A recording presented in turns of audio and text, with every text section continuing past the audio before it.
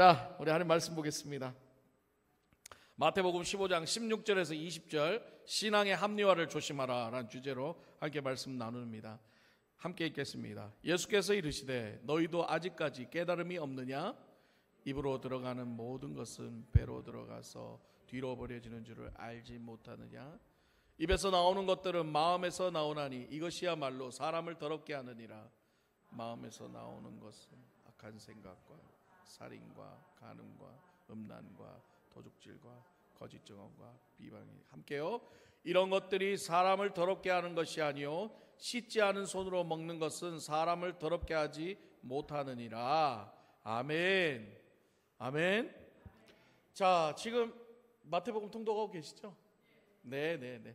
그래서 오늘은 마태복음으로 친절하게 여러분을 위해 준비했습니다. 말씀을. 자, 오늘 마태복음 말씀을 함께 은혜 나눕니다. 자, 마태복음을 묵상하다 보면은요, 이 바리새인과 서기관 또는 이 사두개인들이 예수님을 공격하는 모습들을 많이 볼 수가 있습니다. 그렇죠? 여러 가지 방법으로. 그런데요, 그들이 예수님을 공격하는 방법 중에 하나가 뭐냐면 바로 오랜 세월 자신들이 지켜왔던 율법을 사용하는 모습을 자주 보죠.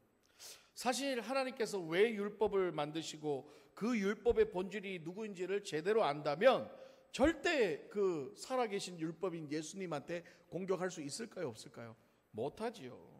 그런데 그들은 이미 율법의 본질은 왜곡한 채 자신들이 율법을 지키는 그 행위와 열심에 심취하여서 오히려 하나님 율법보다 더 열성적으로 행위를 강조하여 그들만의 전통이라는 새로운 율법을 만들게 됩니다. 그리고 그 전통과 유전은 결국 어떻게 바뀌냐? 지키는 것을 넘어서서 그 지키는 게 자기 의가 돼서 그걸 가지고 하나님의 자리에 올라 사람들을 정죄하고 심판하기 시작했다는 거죠. 자, 오늘 본문 전체를 다 읽지는 않았지만 여러분도 읽어보셨지만 2절부터 시작되는 이 바리새인과 사두개인들과 예수님의 논쟁 역시 율법, 그것도 율법 안에 정결법에 관한 것으로 이루어지고 있습니다. 2절 우리 함께 읽도록 하겠습니다. 시작. 당신의 제자들이 어찌하여 장로들의 전통을 범하나이까? 떡 먹을 때에 손을 씻지 아니하나이다. 자, 여기서 장로들의 전통이라는 말은 뭐냐면 바로 바리새인들이 대대로 자신들이 전해받은 그 규례를 말합니다.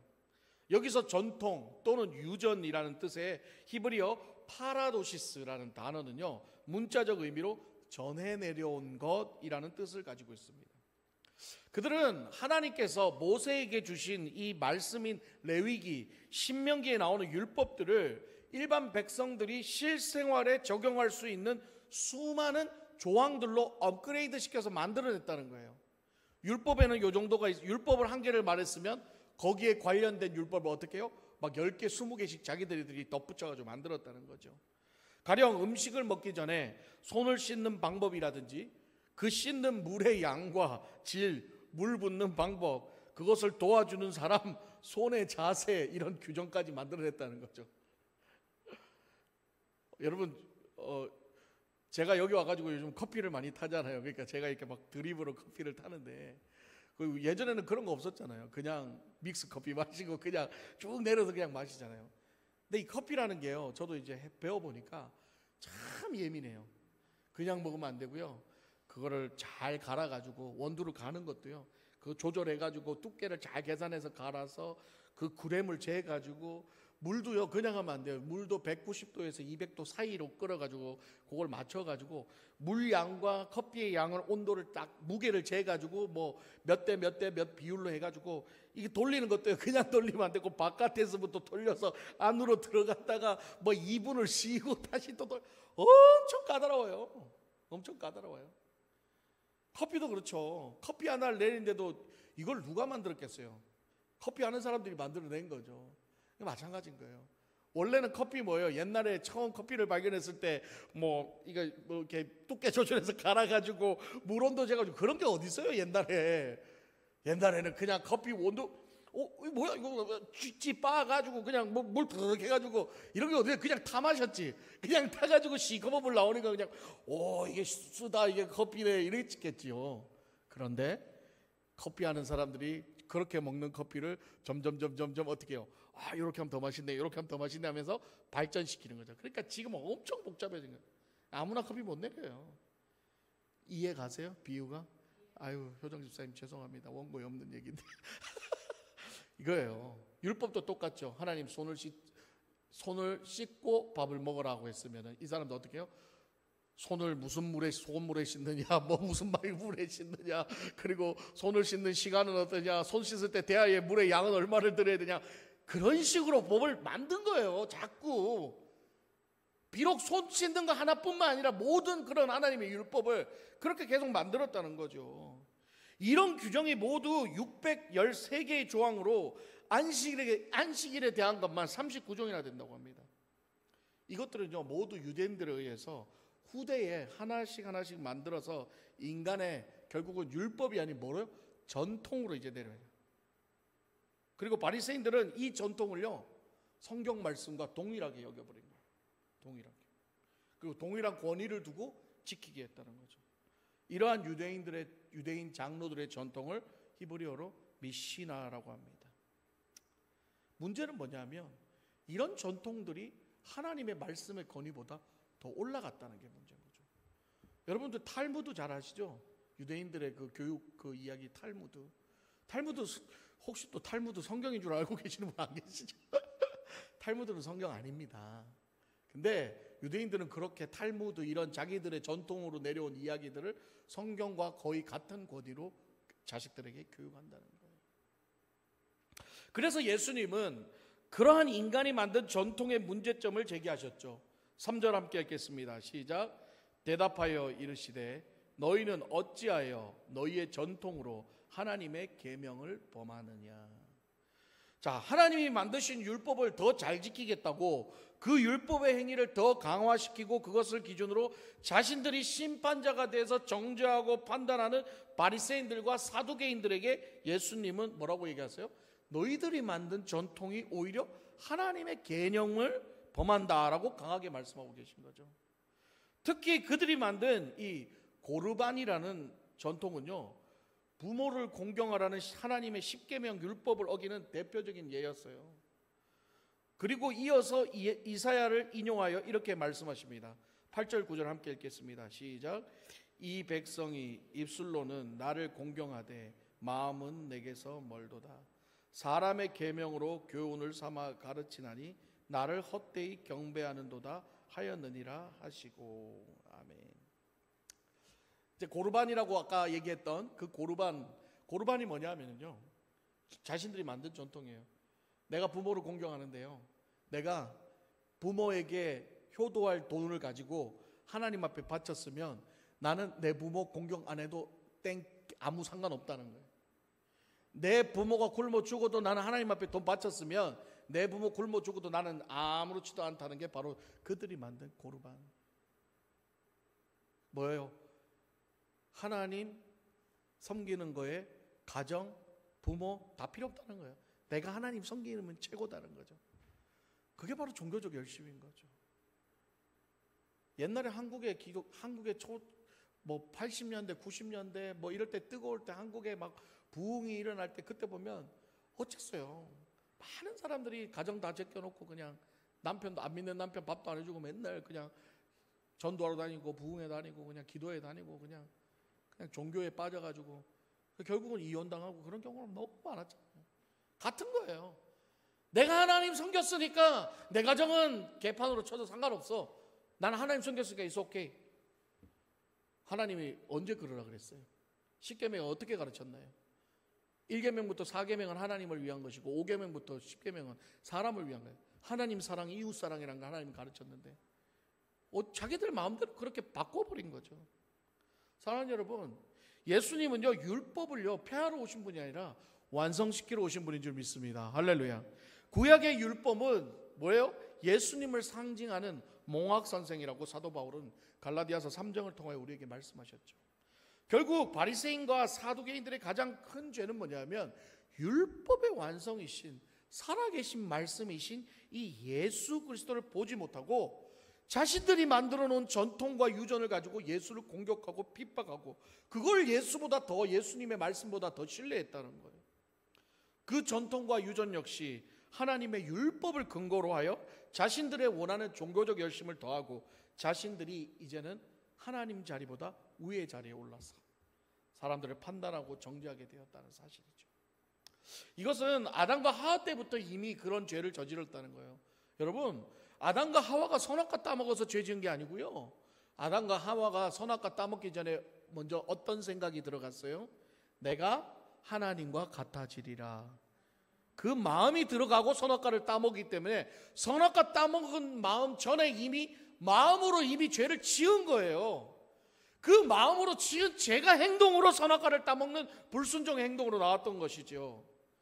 여러분, 이걸 중요하게 생각해야 됩니다. 그래서 예수님은 신약에 와서 율법의 행위뿐만 아니라 너의 마음의 생각까지도 이제는 다 죄다는 거죠. 간음 안 하면 죄가 아니라 간음 안 해도, 간음하는 생각만 해도 죄고, 도적질 안 해도 죄가 아니라 도적질 해야지 생각만 해도 도적질이라는 거예요. 남한테 해코지 안 해도 남을 미워하는 생각만 가져도 살인이라고 하는 거예요. 그게 이미 하나님의 마음이었던 거죠. 아담과 하와 때부터.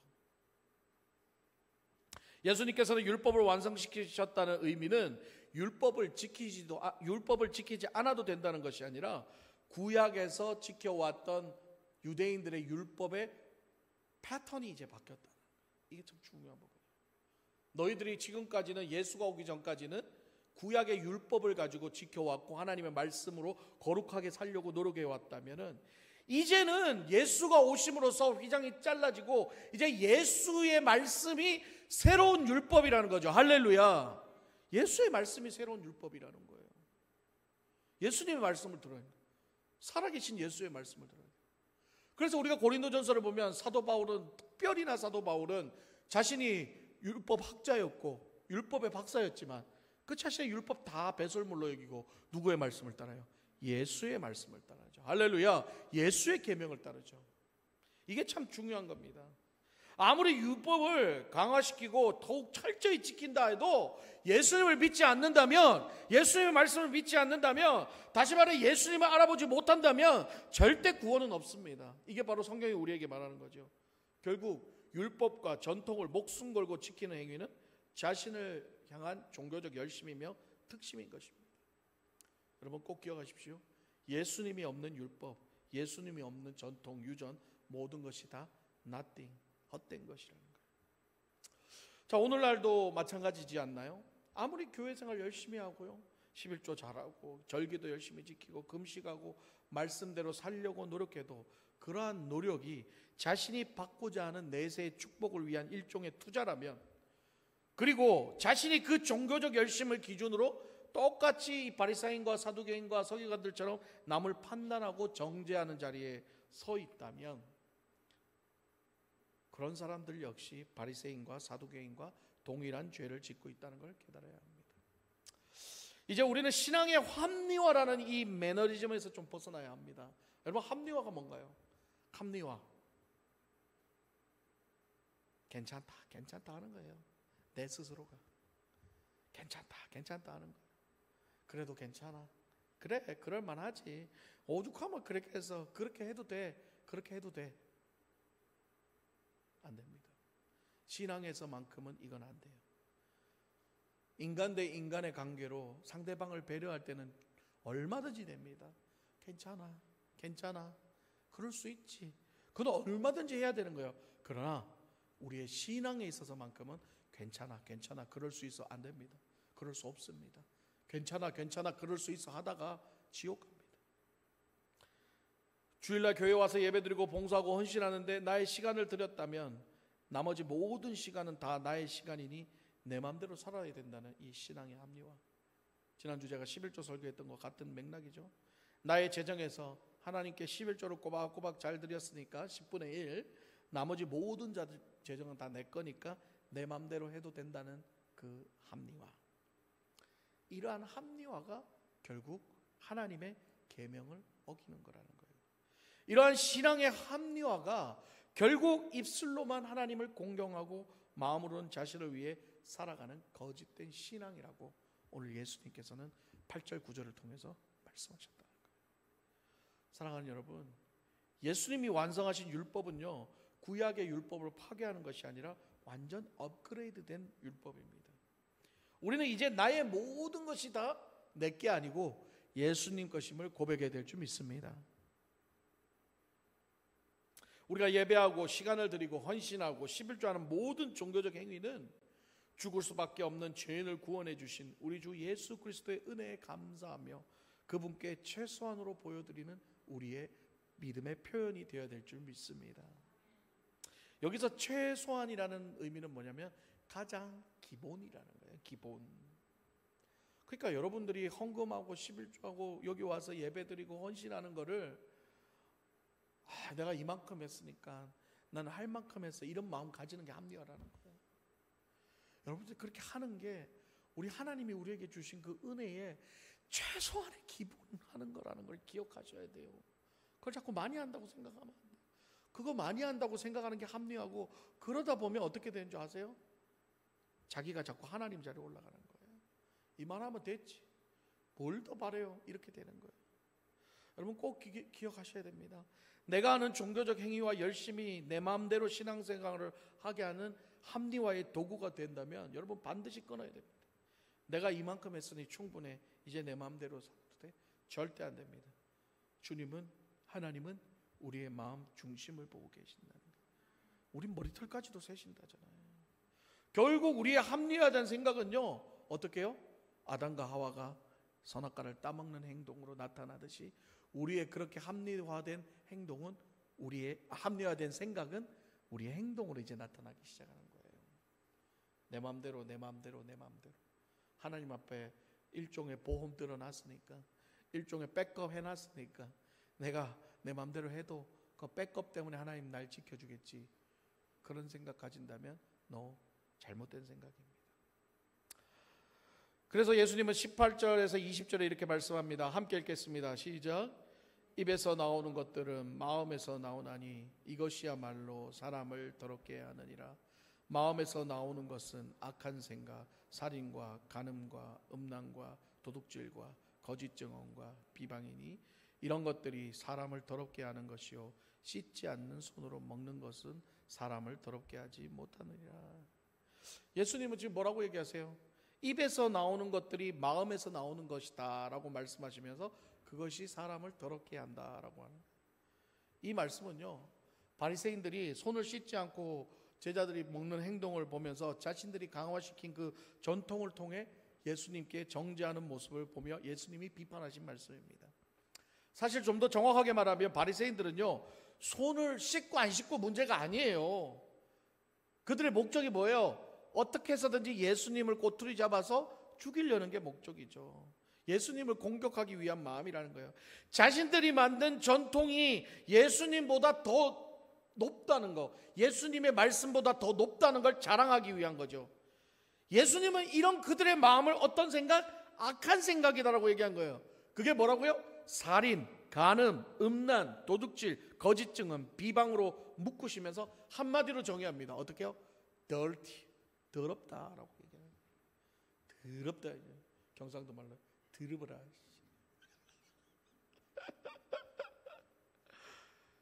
여러분, 우리의 마음의 생각이 입술로 나온다잖아요.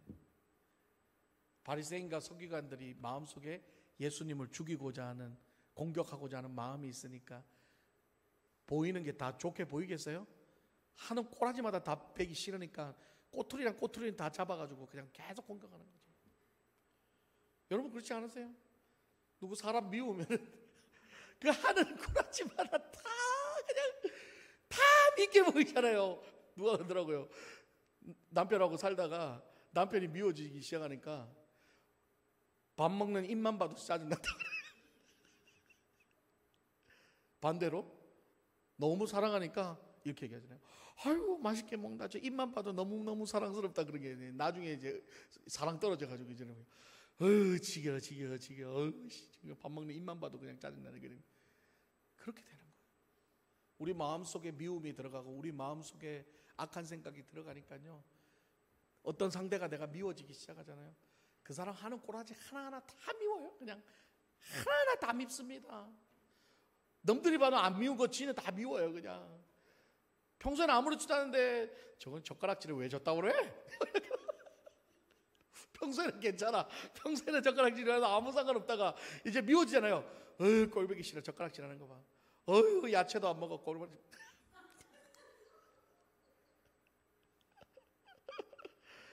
가리 싸는 게 뭐 저래 많아. 주면 주는 대로 먹지. 꼴보기 싫으면 그렇게 되는 거예요. 그런데 사랑하면 어떻게 될까요?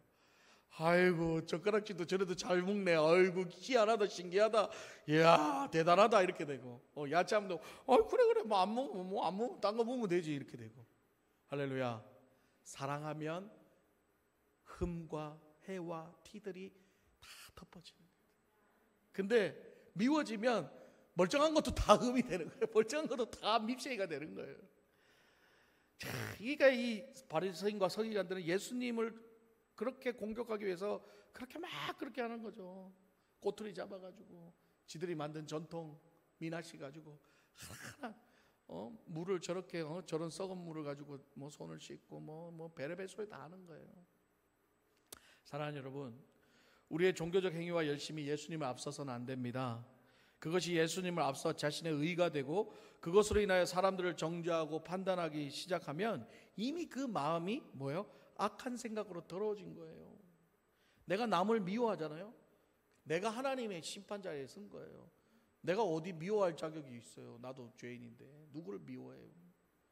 악한 생각은 결국 어떻게 해요? 악한 행동으로 이어지고 그 행동은 결국 성도에게 상처를 주고 교회를 파괴하는 행위로 이어진다는 거예요. 그러므로 우리는 늘 우리의 존재성에 대해서 확인하고 또 확인해야 되는 거예요. 우리의 존재성이 뭐예요? 우리는 죽을 수밖에 없는 죄인이다. 나 같은 죄인을 하나님이 부르셔서 선택하셔서 이렇게 자녀 삼아 주셨는데 그 은혜를 생각한다면 어디 내가 남을 공격하고 남에게 미워하고 그렇게 할 수가 있어요. 그리고 내 안에 우리 예수님이 계신데 어떻게 남한테 그렇게 해요? 아직까지 내 입에서 자꾸 음란의 얘기 나오고 나쁜 얘기 나오고 악한 얘기 나오면요, 아직 내 안에 그런 게 많이 들어있는 거예요. 어떻게 해야 돼요? 기도해야 돼요. 주님 덮어주시옵소서. 성령의 은혜로 덮어주시옵소서. 할렐루야. 그래서 성령 충만하려고 노력해야 되는 거예요. 성령 충만 떨어지면 내 안에 악한 것들부터 계속 튀어나오니까. 그러니까 부부간에도 성령 충만해야 됩니다. 할렐루야. 성령 떨어지면 남편 밥 먹는 꼬라지도 보기 싫은 때가 오는 거예요. 아내 밥 먹는 꼬라지도 보기 싫은 때가 오는 거고, 반찬이 이게 뭐야 이런 소리 나오는 거예요. 성령 충만하면 할렐루야 주는 대로 아멘 이렇게 되는 거고. 자, 이제 말씀 마무리하겠습니다. 저희 딸 샤론이가, 제 딸 샤론이가 6살 때쯤인가 그랬어요. 그때 제가 생일이었는데 뭐 6살짜리가 뭐 돈이 어디 있겠어요. 아빠 선물이라고 주는데 뭘 줬냐면요, 종이 이렇게 있잖아요. 종이를 잘라가지고요, 지가 이렇게 쿠폰을 만들었어. 쿠폰을 만들어가지고 거기에 고사리 손으로 한글로 적었어. 그것도 이렇게 아빠 안마 해주기 하고 나오고, 아빠 안아주기, 그리고 아빠 심부름 해주기, 아빠 물 떠주기, 뭐 아빠 뭐 해주기 해가지고 쿠폰을 한 10장 정도를 주더라고. 그러면서 고사리 손으로 아빠 생일 선물이에요. 근데 이거 뭐고? 그래서 딱 봤는데 아빠 안마 해주기 뭐 쭉쭉 있는 게, 이거 어떻게 써야 되는데, 그러니까 아빠가 하고 싶을 때 아무 때나 그 쿠폰을 자기한테 주면 노메로와 자기가 물 떠다 주고 자기가 안마해주고 자기가 하기 싫어도 무조건 다 해주겠다고 나한테 그렇게 얘기하더라고요. 아유, 얼마나 이뻐요 마음이. 벌써부터, 그때부터. 딸내미는 역시 좀 달라. 아유, 아들 가지신 분들 죄송합니다. 딸내미 좀 달라요. 이게 참 마음이 진짜 너무 기뻤어요. 그 사진 찍어놓은 게 있었는데 이거 아무리 찾아도 없어요. 오늘 보여줄라 했는데 그 이렇게 주고 이렇게 찍은 게 있는데. 그렇습니다 여러분. 우리 자녀들이 어렸을 적에 자기 용돈을 모아서 조그만 선물을 진짜 주면 부모의 마음은 어떨까요? 왜 이렇게 싸구려 사왔어? 뭐 이거 이따위 종이 뭐 어디 필요해? 그렇게 얘기하지 않잖아요. 자식의 뭐를 봐요? 마음을 보잖아요. 저는 눈물이 핑 돌았어요. 우리 딸내미가 그 쿠폰 10장 줘가지고 아빠 안마 해주기 그러면서 아빠 사랑해요 그러는데, 세상에 정말 비싼 선물을 받는 것보다 저는 너무너무 행복했어요. 너무너무 기뻤어요. 그렇죠. 부모는 자식의 선물의 액수와 양을 보지 않습니다.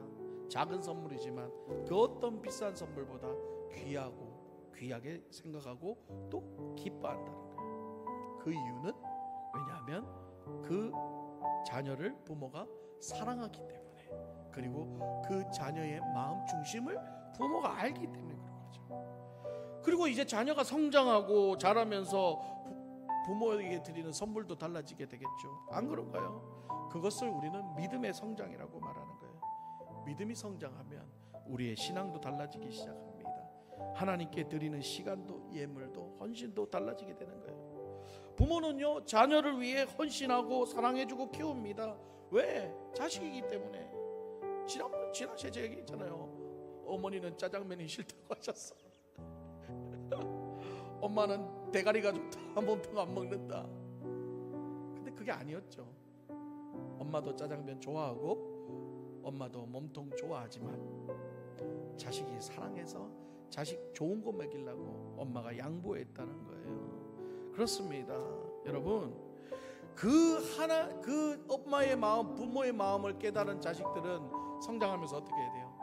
이제 내가 시집가고 내가 나이 먹고 그러니까 이제는 머리가 하얗게 늙은 우리 엄마를 보면서 어떻게 해요? 우리 엄마 아빠가 나를 이렇게 고생하면서 키워줬는데 하면서 그때부터는 엄마에게 드리는, 그때도 만약에 6살짜리 딸내미처럼 쿠폰 절장 써서 엄마 안마 해주게 하면 두드러 맞아야죠.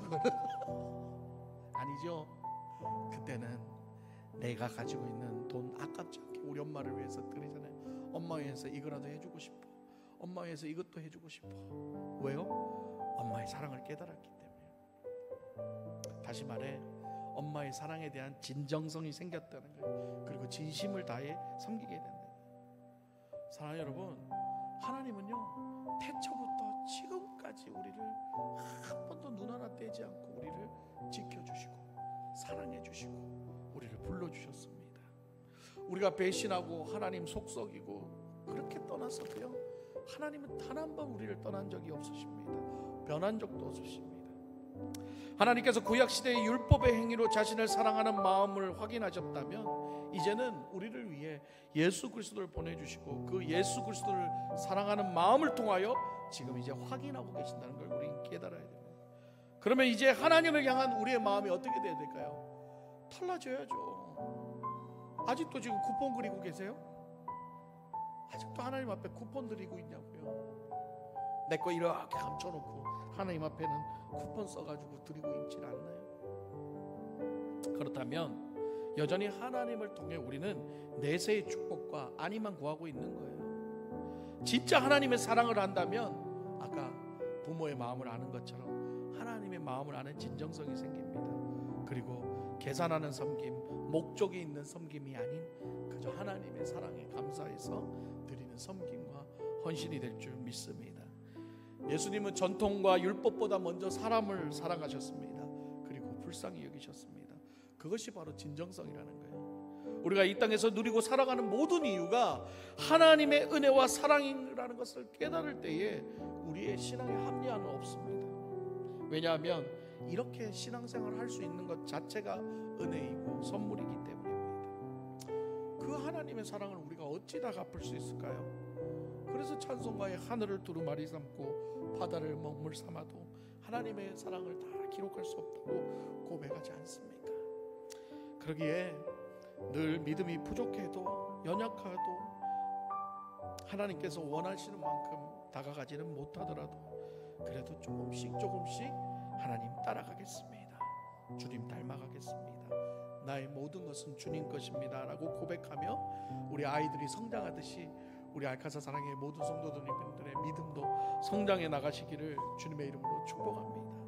주님을 위해 헌신하고 헌금하고 봉사하고 예배드리는 신앙의 열심도 참 중요하지만 먼저 예수님의 은혜를 날마다 기억하고 내 존재가 어떤 존재인지를 깨달아서 예수님의 부름에 합당한 삶을 살아가는 것이 더 중요하다는 것을 기억하시고 오늘도 예수님 믿음의 주여 온전케 하시는 우리 주님을 바라보며 한 발 한 발 믿음의 발자국을 뛰어나가시는 저와 여러분 되시기를 주님의 이름으로 축복합니다.